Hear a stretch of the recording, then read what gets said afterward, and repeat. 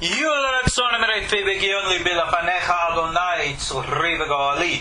the words of my mouth and thoughts of my heart be acceptable before you, O God, my rock and my redeemer. Shalom and welcome all to our Kosher Torah lessons. Of course, I'm your host, Ariel Tzadok. You find me online at KosherTorah.com. We are right now learning a very interesting Talmudic commentary, or I should say Kabbalistic commentary to the Talmud, written by the famous Ben Ish Hai, the Rabbi Yosef Chaim of Old Baghdad, from his book Ben Yehoyada, and again, a interesting Talmud from Tractate Succot, which, from the last class you'll remember, speaks about, in very strange and peculiar language, whether or not the divine presence of God actually ever came down to earth, or whether the prophets Moses and Elijah ever actually ascended up to heaven. And the language in the Talmud there says, no, neither one actually really ever made contact. They were 10 almot, which is a measure of distance, short. In other words, when the divine presence came down to the earth, it stopped 10 almot above the ground. And when Moses and Elijah go up to heaven, they stopped 10 almot beneath heaven. And when you think about that in some kind of physical way, I mean, it just makes absolutely no sense whatsoever.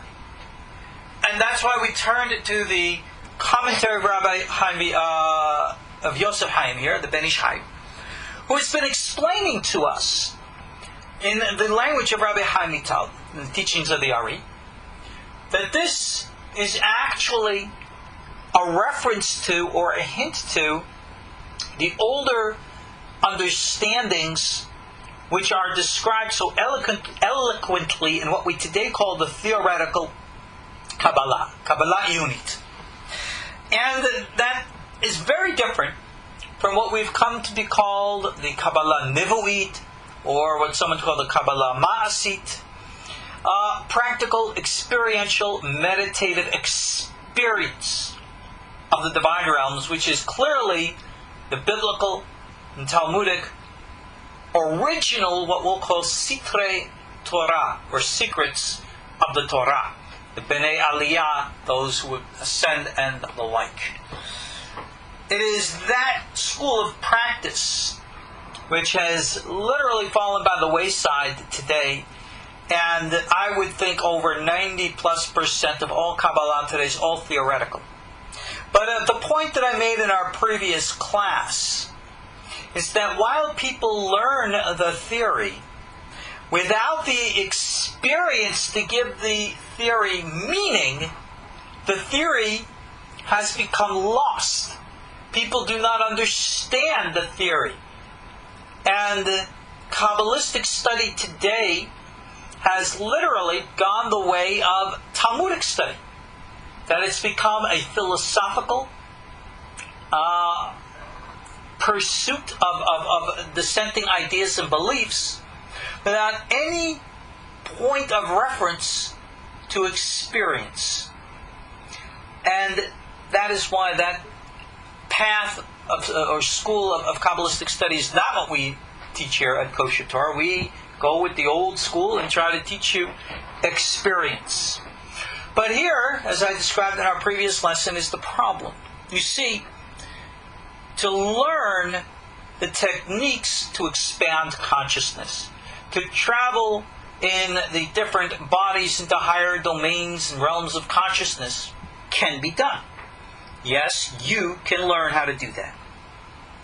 But the problem is, when you have learned how to do it, and you are experiencing things, do you understand, do you know what it is that you're experiencing? And for the vast majority, the answer is no, you don't. You have absolutely no idea of what it is. It is as if you don't speak the language. That the experiences from those domains can, if you will, metaphorically, speak to you. But because the language is something other than audio words, like I and you are communicating now, we don't get it. And therefore, while you can learn to experience, it is equally important to learn how to understand the experience. I think that should be common sense. And yet, if all you learn about is the theory but never have the experience to back it up, then all you're left with is empty and misguided theory that doesn't take you anywhere. So experience without theory is like going on a road trip with your eyes closed. Oh, you are traveling, but you have no idea where you are or what you're experiencing. And now theory without experience is like maybe reading about the road trip in a book without never really experiencing it and therefore getting it. So therefore both are vital. Rabbi Yosef Chaim, the great Ben Ish Hai Baghdad, was one of these who understood this and endeavored to teach it. But the problem, when it comes to studying what we'll call the theory, is understanding it. And understanding it in application, not just, again, in theory. So, from the time of biblical experiences, Talmudic experiences, and the like, there was never really a codified system that would outline the worlds and the experiences and realms and levels of consciousness. Pretty much until the Ari came along and Rabbi Chaim Vital codified the system. We discussed that in our previous class. And it's important to understand how this came about. Why it came about, we have already said, and why it's so important. The reason why we need to study theory is to help us understand where it is we go in practice. 20 plus years ago, I began Yeshivat B'nai Nevi'im, even before there was a World Wide Web, even before there was a KosherTorah.com. See, in those days, there were only .coms. No .nets, no .orgs, no anything else. That's why we're a .com. That's how old we are. We've been online now for, good gosh, since 97, I think, we started online. So you go do the math, how many years that is. But my point again is, when I began, I always placed great emphasis on understanding concepts and terms. I wrote my original journal, Panu Derech, and printed sections of it in ebook format, which are available today.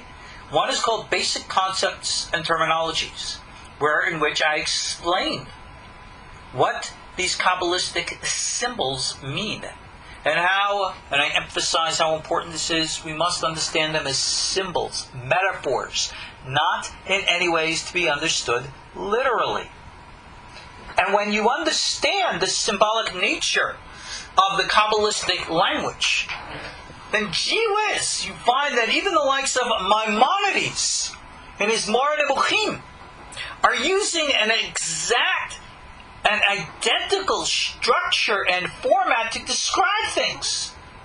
We've been describing in this section of the Talmudic commentary the meanings of the terms ascent, going up, descent, going down, and how we describe these not as a physical relocation, but, if you will, ascents or descents in levels of consciousness. And I emphasized to you in last class, and I repeat tonight, this is exactly what Maimonides himself writes in his book, The Guide to the Perplexed, Moreh Nebuchim, Volume 1, Chapter 10, for those who want to go look it up. It's important that we understand this. Because when it comes to understanding theory, we have to juxtapose it with proper practice. And practice is something that we do, and therefore it is real. And because it is real, we can therefore describe reality in terminologies that we today understand and might refer to in different terms than were used 3, 4, 5, 6, 7, 800, 900 years ago. Today we can use terms from psychology and therefore help us understand the actual and true nature of things. So, when Rabbi Chaim Vital wants to describe to us things called Sefirot, or Partsufim, or Olamot, we must recognize and understand a point that was made very clear by the Baal Shem Tov in Parshat Vayet Hanan. We're not talking about realities out there on the other side of the rainbow. We don't need to have Dorothy start singing from the Wizard of Oz here. Remember, somewhere over the rainbow, blah, blah, blah. No. We're talking about realms that are accessible within ourselves. When we talk about higher worlds, we're talking about realms that are accessed within ourselves. The Ben Ish Hai introduced us to the concept of overlapping dimensional planes. Quoting from Rabbi Chaim Vital, he stated that there is the realm of what we call the Sefirot, which is overlapped by the realm which we call souls, which is overlapped by the realms we call the angels, which is overlapped by the realms of what we call the Klipot, the realm of the darkness, which is overlapped by our physical realms. Well, if I want to take the ladder up through all of these different realms, how do I get there? Well, let me give you an analogy. Being that these realms also correspond to the different worlds, which we call Asiyah, Yetzirah, Beriah, and Atzilut, which correspond to elements and domains within us. For example, the physical world corresponds to this world. But we're already here, so we don't have to worry about how to get here. The Yetziratic realm, we say, is the realm of the heart. We say the Beriatic realm is the realm of the mind, or the brain. Whereas the Atzilutic is the unconscious. So now, if I want to penetrate into the world of the heart, how shall I penetrate within? Well, let's look at our options. Those of you who know I've been in martial arts for many, many years. I have a very good samurai sword. Sharp as a razor. Alright? I bet you I cut open somebody's chest with that and I can enter right into their heart. With or without my shoes on. You know something? I'm kind of big and the heart's kind of small, and gosh, using a samurai sword, that'd make kind of a mess, wouldn't it? How about a surgeon's scalpel? Now, obviously, you know I'm being facetious here. If I want to enter into your mind, into your brain, we can do brain surgery? We're going to chop open your head? Like meat cleaver stuff? Like try to step in? No. Obviously, the type of application of physically entering into your heart, physically entering to your brain, is a ridiculous concept, which again, I'm intentionally being facetious here, to try to emphasize with exaggeration the ridiculousness of trying to apply physical concepts to things that are not physical. Trying to interpret the literal, or I should say, let me rephrase, trying to interpret the poetic literally. Thou shalt not do that. If I want to enter into your heart, I will communicate with you emotionally. If I want to enter into your mind, I will communicate with you intellectually. If I want to communicate with your unconscious, I will telepathically communicate with you. And in each and every method, there is communion, there is communication, there is an entry. But yet each and every path is unique and different from each other. That is how we must understand the nature of these things. So when we talk about the overlapping of worlds, we must understand we are dealing here with the true ultimate reality of existence, which is energy. Everything overlaps in the form of energy.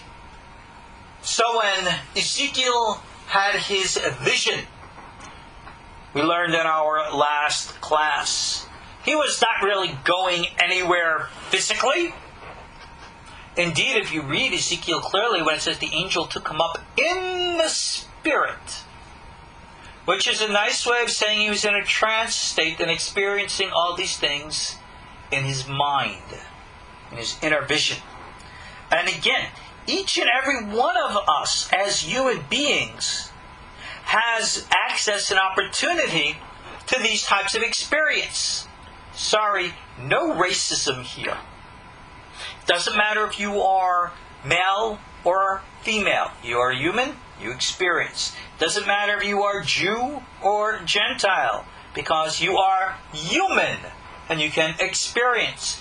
Even when your mind is not clear, but clouded, which we can call being like a slave, you can still experience. These aren't my words or my opinions. I'm actually quoting to you from, good gosh, Elijah the prophet himself. It's recorded in the book Tana de Eliyahu Rabban, 9th chapter, for those who want to go, look it up. So, these are the parameters. We're dealing here with the human experience, human psychology, and when understanding it as such, when we then come to the theoretical language used by Rabbi Chaim Vital and the other Kabbalists, and we want to talk about travel between, or the experience of this Partsuf, or this Sefirah, or this world, we recognize from experience that we're talking about subtle nuances and changes in the vibrations of human consciousness. So, do you know what it's like having a thought which is motivated by emotion? And can you tell the difference between a thought motivated by emotion and an emotion motivated by thought? If you have experienced this and you know what I'm talking about, then you're going to shrug your shoulders, but of course I do. Hold on one second. Gonna take a little whistle here.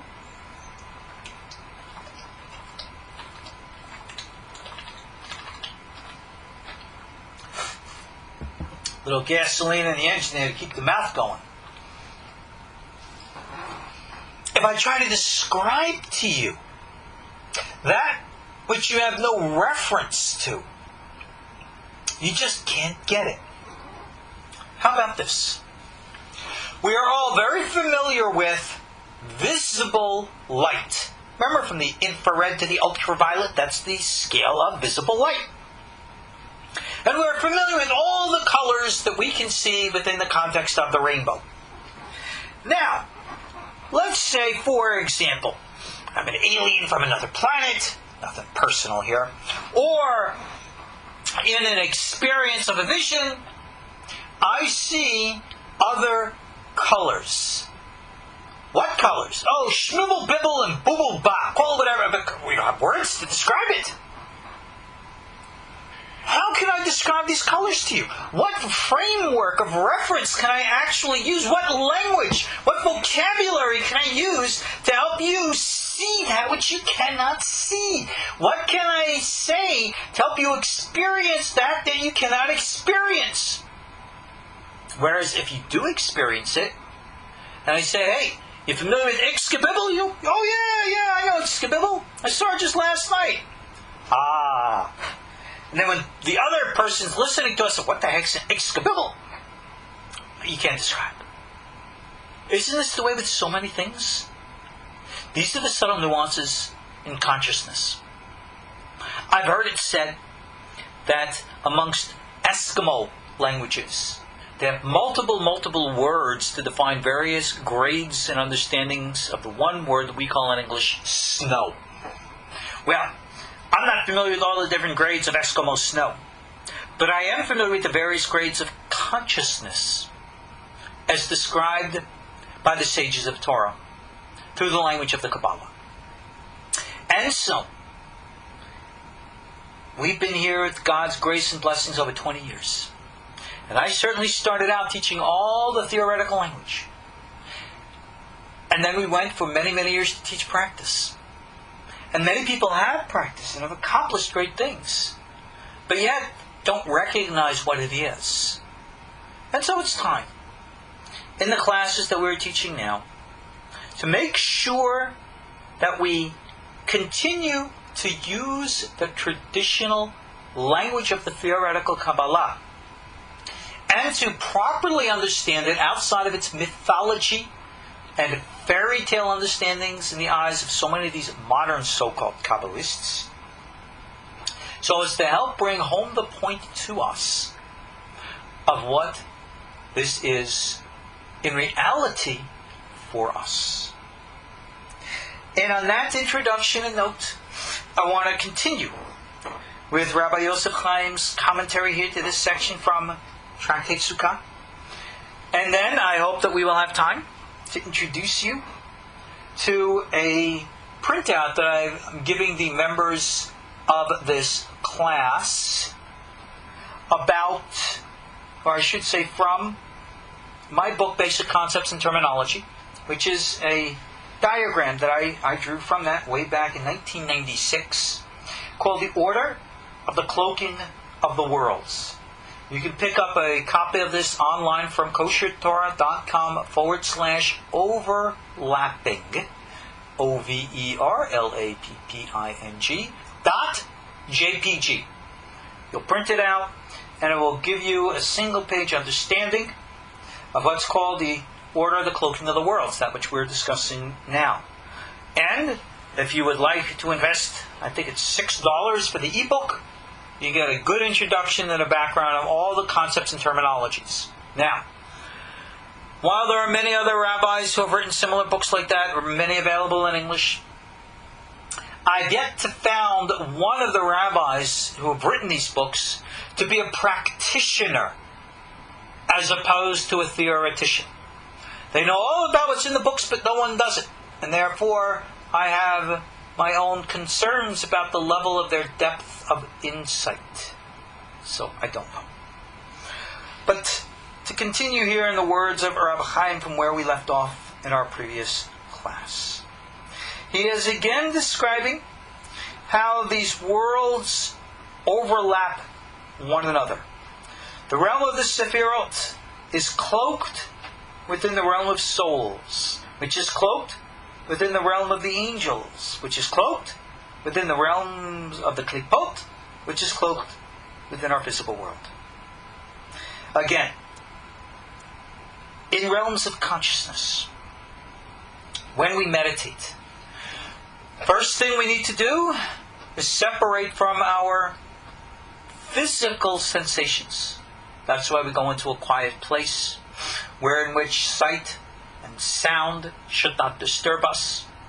Many of the ancient prophetic Kabbalists and many of their Islamic contemporaries of the Sufi, according to Rabbi Avraham ben Rambam and Espekluria Sh'aynu Meira, would go out to caves so they can be in a state of bodedut, isolation, from all the physical disturbances that prevent consciousness from quieting and altering.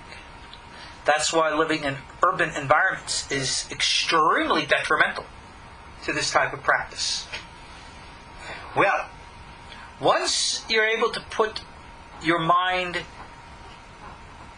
away from the external, extroverted, into an introverted state, the first thing you come across are your own negative thoughts, your own negative feelings, your own negative emotions and everything else. This is called the domain of the klipot.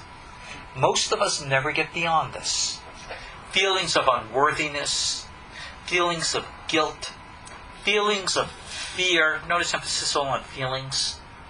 These are the realms and domains of what is called in psychology the shadow. Also, it's called the subconscious.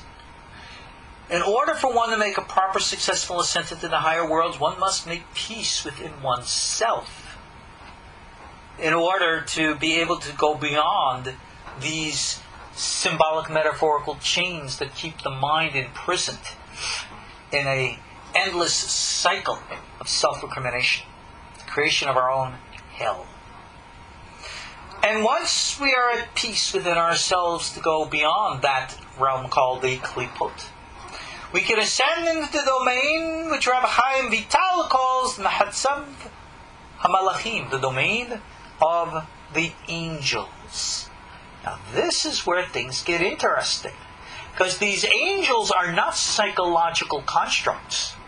Like us, they are independent, intellectual, sentient beings of a different domain. And when we are proper calibration of consciousness, we penetrate into their world. We would literally materialize and appear before them, kind of like a ghost would appear and materialize before us. They will endeavor to communicate with us.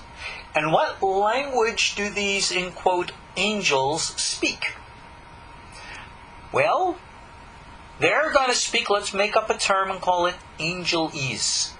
They speak angelese. They speak angelic language, which is not a verbal form of communication, because we're not in a universe which is subject to verbal or physical law.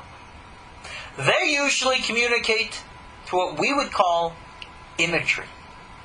And that is why whenever a prophet or a visionary has an experience with an angel, it's not a communication of words which are written down on a page, which make clear and comprehensive sense to our intellect, but rather a very confusing, vague compilation, montage of all these imageries, which when we put together we'll say, this just doesn't make any sense.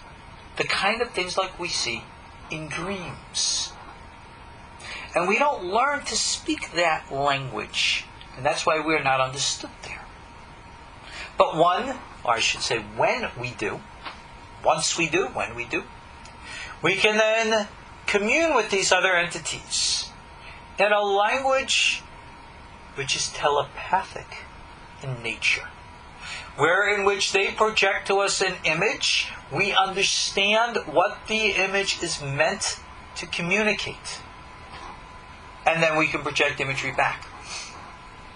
In our Western form of language, we spell out words with letters. A, B, C, D, E, F, G, Hebrew, Aleph, Bet, Gimel, Dalet, Hey, Vav, Zayin. Chinese. Oh boy. How many of you ever looked at Chinese characters? Do you know how many Chinese characters there are in there? They don't have an alphabet like we do. They have hundreds and hundreds, I think even thousands of characters. You have to pick up the nuance of the character in order to be able to understand the language. It's a radically different structure of language than ours is here in the West. Angelese, Yetzirahese, if you will, is equally different. And we have to learn to speak it if we want to understand it and commune with the Mahatzav Malachim. Once that is accomplished, and if we want to, if you will, go into deeper levels of consciousness, then we have to learn to speak what's called Beriahese. From the world of Beriah, the world of the Neshamot, the world of souls, which you call the higher self. The higher self, when one experiences it, is such an overwhelming experience that it is often misinterpreted and perceived to be a communication with God. Jung writes about this in his writings. Calls it the numenosis, the numenostic experience, where a person has a in-depth experience of something within themselves, and it's so profound and so other, they think they're talking to God. Needless to say, it is no such thing. It is your, unquote, higher self, which, when properly experienced in its pure form, is what we call one's spirit guide, one's magid. And only when one gets beyond that can one have a direct experience of the divine, which is at a level above consciousness. And because it is above consciousness, it is not something that you can put into words or something that you can define and describe in any way. If you will allow me to describe it within the terminologies of Sefirot, that domain of the Sefirot is said to correspond to the world of Atzilut, or the Sefirot Hokhma. The realm of Beriah, the mind intellect, said to be the realm of the Sefirot Binah. And above the two of them, there is the highest realm called Keter, the crown. Rabbi Moshe Cordovero states in his commentary to the Sefer Yetzirah, which of course we covered in our teachings on that with regards to the world of Beriah, corresponding to the mind, corresponding to the higher self, there are, or you can ask a question and indeed perceive an answer. With regards to the domain of Hokhma, Atzilut, the realm of the Sefirot, you can ask, but there's no answer to be had because it's above conscious perception. In regards to Keter, the source, there's no question that even can be formed, because it is so formless that it defies the ability to form even in structure or question.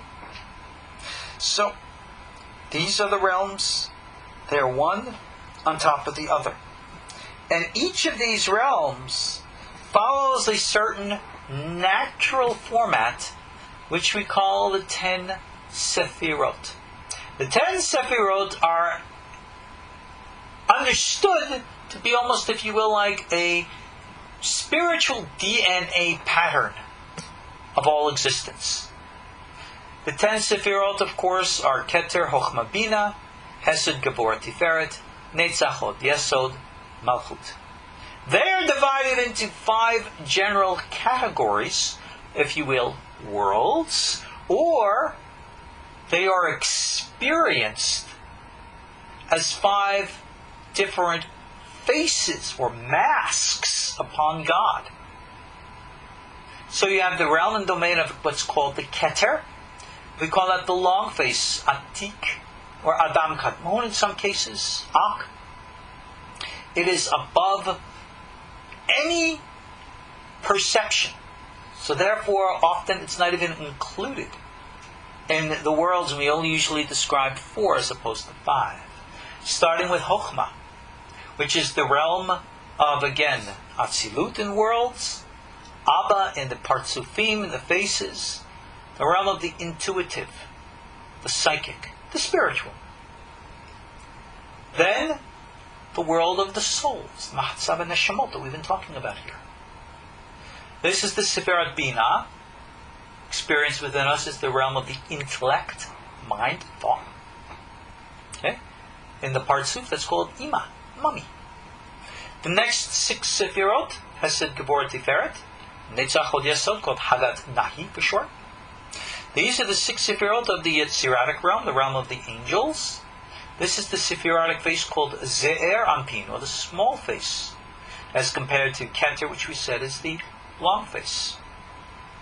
And then finally we have the 10th Sephirah called Malkhut, also called the Shekhina, the world of the physical and the like. So you have these 5 domains. The physical, the emotional, those are the 6 Sefirot of Sam. The intellectual, Binah. What we'll call the spiritual, intuitive, Hokhma, and essence, Keter. It is said and believed that absolutely everything in existence has these, or built in this form and structure. So everything that has sentience has an ultimate hidden source, has the ability to receive information, and to perceive what is received, Hokhma Binah, and to somehow some emotional component to motivate it to act, Yetzirah, and then finally to indeed implement and act, Asiyah. And that every single thing has some element and component of this. That is how we understand the universe. And that each of these realms and the domains are not separate from each other. They, like we have been saying, overlap one another. And it's because of this overlapping, because each realm and domain in general is made up of these 10 specific within it. Again, this is what Rabbi Yosef Chaim says, that this is why the Gemara described there being 10 tefachim, or 10 handbreadths, if you will, of distance between one place and the other. Okay? Now, he makes an interesting little statement. Why does the Gemara use the word tefach, which is a handbreadth, to describe? I says because a handbreadth is actually made up of 4 fingers. And 4 fingers, 4 being the 4 domains of what we've been discussing, the domain of the Sefirot, the domain of the souls, the domain of the angels, the klipot, etc. So, this is why you have 10 worlds, each made up of 4. That's the symbolic reference to the term. So is there any real connection with the actual measurement of what we call an amma? The answer is no. The measurement of the handbreadth has absolutely no significance in any literal sense. It is a metaphor, a symbol, an archetype. It is not to be understood literal in any which way. Now, point I made in a previous class, with understanding and making a very strong distinction between symbols and their meanings. And I gave the example from the Buddhist tradition, because apparently they also are very involved in subtle layers of consciousness and have these teachings for their own students. Famous line, wherein which a master points his finger into the sky to the moon to teach the student a lesson about some astronomical phenomena. And yet, the student, being so focused on his master, is actually staring at his master's finger as opposed to looking up to the heavens to where the finger is pointing. And the old statement is, do not mistake the finger for the moon. Don't go looking at what the finger is doing, but looking where it's pointing. Don't look at the metaphor, the language of the symbol, but look beyond it to what it is pointing. I cannot emphasize how absolutely vital this is. So, if we are to discuss things in a Kabbalistic context, and we want to talk about overlapping olamot, and I'm going to use the Hebrew words. If we want to talk about partsufim, or Sefirot, we understand that we're not talking about somewhere over the rainbow. We're talking about somewhere inside your human experience. Inside you. That is where we find the light of the Shekhina within the Sefirot, and how they are cloaked within the realm of consciousness which we experience as the realm of the souls, neshamot, which we can experience as cloaked within the realm of the malachim, which again is cloaked within the realm of the klipot, which again is cloaked within the realm of the physical world. And that is the way it is. Every level overlaps another. We access these levels through meditative practice. But they are also absolutely independent domains of consciousness. So just like if I want to go into your heart, I'm not going to do it with a scalpel. I have to communicate with you at a level which touches your heart. If I want to enter into your mind, I don't do it with a scalpel.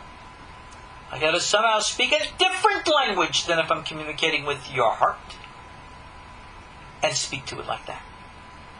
If I want to persuade a member of the opposite sex to be my spouse, then indeed I will speak matters of the heart. Where in which if I'm trying to pass a PhD examination to get my doctorate, and I'm sitting in front of the board, I'm not going to speak to them matters of the heart. I'm going to speak to them matters of the mind. Totally different methods of communication for obvious, completely different levels of accomplishment. Understand the metaphor, understand the symbol, and understand what it means to apply it. So therefore, the Ben Ish Hai continues and says, this is all, everything is divided, like we said, level by level. These are the secrets of what we call the Ma'aseh Merkava, the secret of the work of the chariot, which actually means to make ourselves to be a chariot for God by purifying ourselves to align the words. You see, the realm and domain of the klipot isn't evil that's placed there by the devil, who's in a perennial fight with God for the sake of stealing your souls, to have you serve him in hell forever. That's a very scary myth, perpetrated by the likes of Dante, Milton, Paradise Lost, and all the rest of those fairy tales. But there's no truth to it whatsoever. None. Indeed, the entities which form the domain called Klipot today are fallen angels. They were cast down to earth as a punishment for their involvement and intermingling with man. And their presence, if you will, forms a lip which surrounds our domain and only allows those souls to go beyond their influence once we have calibrated our consciousness and learn, if you will, again, to metaphorically speak the appropriate language to get beyond them. So the Satan is out there. God put him there. And he faithfully serves God as God's servant, keeping all souls corralled here. In other words, our domain is kind of like jail. He's the warden. And by God's design. And when we properly calibrate our souls, then we can get beyond. And that's a very, very profound and deep secret that I've just shared with you, but it's important that we understand these things. So, if we're living in a time of great turmoil, and all, as they say, poop hits the fan, and the world's going nuts, it's all from God. And you have to be able to penetrate beyond the facade of the confusion to seek the unity in it. Now, when it says that Moses and Elijah, all right, never really went up to heaven, the Ben Ish Hai writes, Nirali b'sayti d'shmaya, it appears to me to help with heaven. Something that's written in the Gemara, again from Tractate Hagigah, page 12, Amud Bet, that there are the 7 heavens, and the one called Vilon, lowest level, Einu mishemesh klum, has, if you will, no light of its own, but is a reflection of the domains above it. But in the realm of Aravot, which is called the 7th heaven, that's where you have righteousness, justice, mercy, the secret domains of life, the secret domains of peace, the treasuries of blessing, the souls of the righteous, and the spirits and the souls that are in the future going to be created, the dew that the Holy One, blessed be He, is going to use to raise the dead. And here you have the Ofanim angels, the Seraphim angels, the Holy Hayot angels, all the angels of service, the throne of glory, and the King, who is the living King, high and above above, that is the one who dwells above them, etc. Alright? He says, what he's describing here is the relationship of the domain of the higher realms, and how God, if you will, God's divine presence penetrates. You see, that which we call God. Now here's the big secret. God's presence is literally everywhere. In all worlds, at all levels. When we say that the Shekhina never came down to the earth, stayed symbolic 10 tefachim above. Again, don't think of that in any literal sense. As if to say, well, there's this whole realm where in which the presence of God, called the Shekhina, doesn't inhabit. God's presence isn't there. That whole 10 symbolic, metaphorical handbreadths, God's presence is not there. Yes, it is. But what we mean to say is that it is concealed, layered, within the domain of the souls, within the domain of the angels, within the domain of the klipot, within the realm of the physical. And you have to peel away layer by layer by layer. And you will still never get to the domain of direct experience with the Sefirot, other than through the faculty of the higher mind. And that is where the 10 Sefirot are experienced, within our personal faculty of the mind. Because once you go beyond the mind, you go beyond you. And once you go beyond you, there is no you. You have absorbed back into the collective. So the divine presence of God is overlapped by the higher self. And because we can tap into our higher selves, we can therefore tap into the Sefirot that are exposed and revealed through our higher selves. What kind of clarity of vision do we achieve? Well, if you're a prophet, you will achieve a level which is referred to as Espekluria Sh'aynu Meira, an unclear mirror. Because Atzilut is spoken in a Beriah dialect. How's that for symbolism? And unless you learn how to see and speak them both, you wouldn't understand the inflection. That's how we have to understand that. So again, Moses, he could see clearly. He saw what's called Espekluria Meira, clearly through the mirror. But he still saw only the reflection.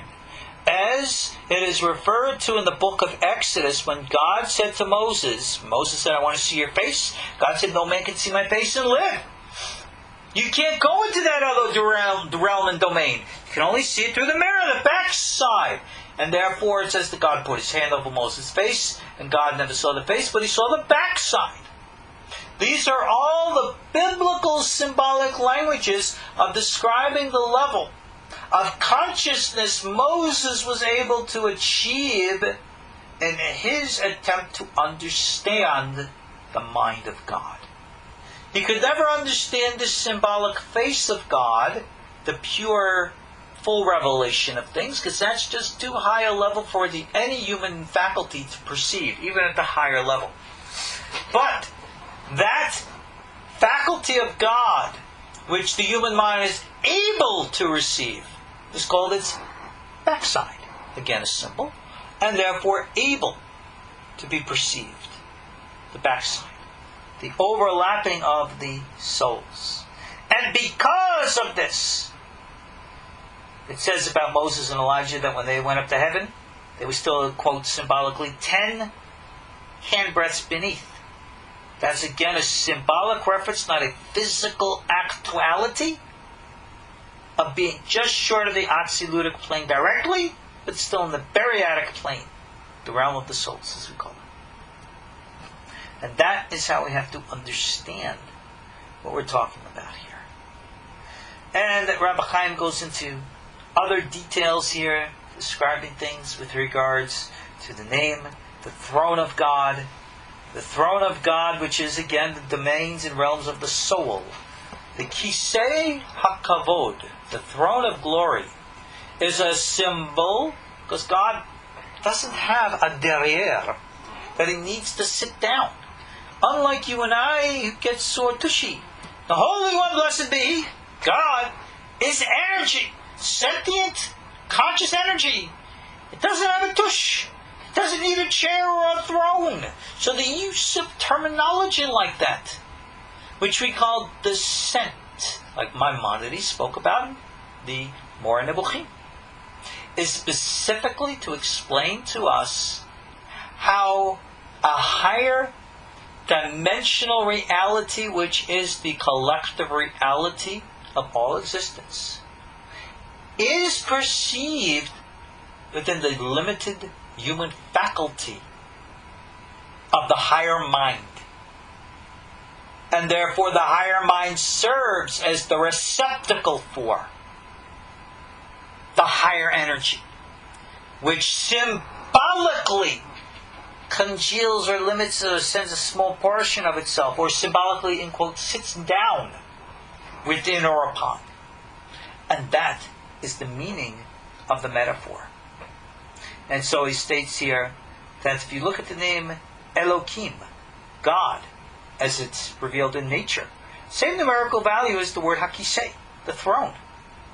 And that is how we understand this. So even when we look in Genesis, which is in the beginning Elohim created the heavens and the earth, we say indeed that the heavens and the earth are two-dimensional planes, and above that's the dimensional plane of Elohim, and above that the higher dimensional plane of Yud-Kei, Vav-Kei. These are the realms and the domains of the worlds. In the few minutes we have left, I asked you to take the free diagram and expression from my book, Basic Concepts, called The Order, the Cloaking of the Worlds. Again, I'm going to ask you to have this diagram before you as I read it to you, in which I write here, each world above becomes the soul of the world beneath it. Each world below covers over the world above it. And the nature and level of the cloak is important, because the cloak happens at the place called Zah, or the Tiferet. And one level overlaps the other. So I read to you. The lower third of the Tiferet, Zah, of the world above, acts as the Keter to the world below. The upper Netzach acts as the lower Hokhma. The upper Hod acts as the lower Binah. The upper Yesod acts as the lower Dot. That's why Dot is a semi-Sefirot, for Dot only exists in the context of the cloaking. And then you'll see a diagramming of the overlap. Let's explain this to make it understood. Let's speak about the two worlds which we know best from our human experience. Yetzirah, the realm of emotion, and Beriah, the realm of mind, the realm of thought. You don't just have 10 Sefirot of Beriah, the realm of mind, and then below it 10 Sefirot of the realm of Yetzirah, emotions. No! Emotions overlap the realm of the mind. And you have this place in which emotion and thought merge. Like I was sharing with you earlier, the difference between an emotional thought and a thoughtful emotion. They are different. So, in experience, the reason why this is the case is like this. Every world has that part of itself which is introverted, concealed, and that part of itself which is extroverted, revealed. Within our emotions, we have those emotions which we express, which we feel, and we understand and we act upon. Those are the revealed emotions. And yet, there is that realm of our emotions which are more unconscious. That which we do not necessarily understand or know, but nonetheless are motivating us from a concealed place. So we have emotions that are revealed and known to our minds, and emotions that are not. The place of the division between the concealed and the revealed, between the introverted above, which looks up, and the extroverted down, which looks below, that is what we call, that place of overlap, that place of division is what we call the Sefirot, which is the heart right in the middle of each and every world. Same thing exists when we speak about the Beriah realm, the mind. In the mind, you have those thoughts which are clear, conscious, which you're aware of, you know what you think and why and what you believe, and that which you don't.